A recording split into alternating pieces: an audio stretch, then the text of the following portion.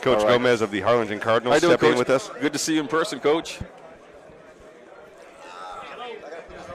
Yes, sir. Yes, sir. You put that on, that'd be great for us. And here we go. Breaker on that. Coach Manny Gomez, 32-6A with us right now. Coach, your reaction, this is kind of what everyone was expecting. This is going to be the toughest district in the Rio Grande Valley. 32-6A, your reaction? Well, first of all, I think we all have the same hairdresser, I guess. Yeah, it looks like it.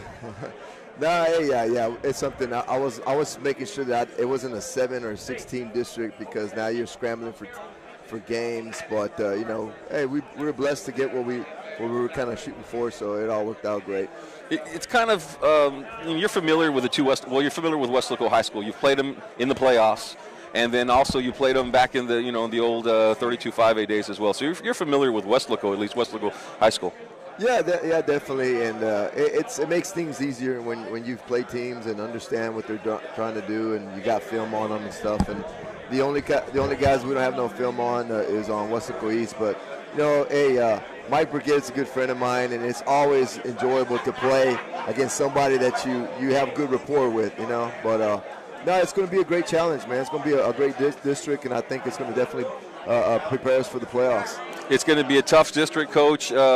Once again, in case you're just tuning in, 32-6A, Hanna, Rivera, Harlingen South, Los Fresnos, San Benito, Weslaco, and Weslaco East. So it's going to be a tough district. Like I said, you're very familiar with Weslaco. Weslaco East, you're going to get to know them. You've seen them before. You know what they do. You know what Coach Brigitte likes to do as far as they like the running game. Yeah, I call him Japanese plays. He has some Japanese plays. He has these crazy formations. What's up, Fred Loya? And he's like I said, they're great. They're great colleagues of mine, and we're going to definitely have some fun. We're definitely going to have packed houses at these games, and that's what it's all about for the communities and stuff. And definitely going to be a great opportunity for us Harlingen Cardinals. Tell me what you have already scheduled for your non-district schedule, Coach. We have Mission Vets, very first game of the year. We'll be at Harlingen, and then we'll be playing Laredo United South week 2 at Harlingen, and then we'll be traveling possibly to Corpus or to Kingsville to go play San Antonio Reagan again. We developed a good relationship with Coach Wetzel, and you know what, they got tremendous speed, they got tremendous traditions, so we definitely want to go in there with the big boys and strap it on early on. Well, that's going to be a pretty tough non-district schedule. Not too familiar with Laredo United South, but I know Mission Vets has a good team coming back from last year. They're a playoff team from a year ago. And, of course, San Antonio Reagan, they're going to be tough as well. So it prepares you once again like you always do. You like to prepare with a tough non-district schedule. Yeah, you want to get them lumps early on, and kind of gear you up for the rest of the year. It's like, Nick Saban says it. I'm a big Nick Saban supporter, but you rather lose early than lose late.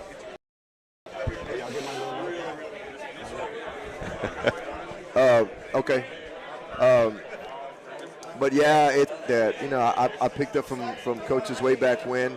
There was Coach Dowling who used to be here at McAllen, and certain things, a vision that they had, and I said, hey, let's go in that direction, and it's worked out for us. But you got to be careful what you ask for sometimes, because Laredo United South, they had an opportunity to beat McAllen Memorial. I don't know if you guys saw that game. That was Laredo United South. They had an opportunity to win that football game. So hey, they battle, they grind, they play hard, and that's one thing that we want to face early on. And I'm sure it's going to be definitely a fun game in Harlingen in week 2. We still remember that Abilene game. Oh my goodness! That we streamed that one live, and man, I think we broke our servers. We had so many people watching that game. Yeah, I can honestly say that talk about an answered prayer, man. I was like, come on, Lord, just one time. That gives an opportunity, and that kid fumbled the ball. It was a wildcat formation. I'll never forget. And the kid fumbled the ball, picked it up, and I think by half a yard, we stopped the kid from scoring and getting 2 points, man. But it's football, man, and that was a game that I will never forget. Coach, how do you feel that you were kind of the trendsetter in that? Because, you went out of the valley. You had the moxie to say, you know what, let's go play up. Let's find somebody that will actually play us, and we'll shock the world. And then, slowly, you've got Permian games, Mackay and Mission Vets are playing them. You've kind of been that trendsetter. You know, how does that feel? No, well, it's you know, we're trying to be genuine, man, at Harlingen. You know, we want to take it to another level. The whole thing about what we do, what I do, is trying to bring respect to Valley football, man. And the only way is by winning at the big stage. So don't wait till week 12, 13. Let's do it now, early on, and grab some momentum. More important, grab some confidence. And that's the whole thing about what we're trying to do. I know that the whole thing about what we're trying to do as a profession is build good relationships. You know, I had a little clinic in back of my house. I had 14 head coaches there. I had about 70 coaches there, and basically that's what I told that huge group of guys. I said, hey, man, the only way we can beat San Antonio is that we got to learn to get along, for one. That way we can help each other out, form a network among those Valley coaches. So if you happen to get to the third or fourth round, you might know somebody or know something of that certain team, and now you can help that team from the Valley to maybe get an opportunity to move on. But it's just a network thing, and that's all I was trying to do. That, again, just opportunity presented itself. Hey, man, thanks to Carl Padilla, we jumped on it. We almost had an opportunity this year to play Cedar Hill at Cotton Bowl week 2, but it didn't fall through. But it's an opportunity, you know, that, again, through I believe that hard work will never go unnoticed. People are listening to what we're doing, and hey, we just want to go out there and compete against the best, because in order to, what did Ric Flair say, if you want to be the man, you got to beat the man. So, that's right. Hey, man, I believe in that, so it's important that you grind early. That way you can prepare you for the later rounds. All right, Coach. Hey, one last thing. You know, you were asking your staff right now for your little notepad. How can you be such a big guy and have such a little notepad? Come on. Hey, Coach. little things add up to big things, man. You know, I believe that. But the bottom line is, I keep things simple. I don't need a big notepad. An iPad.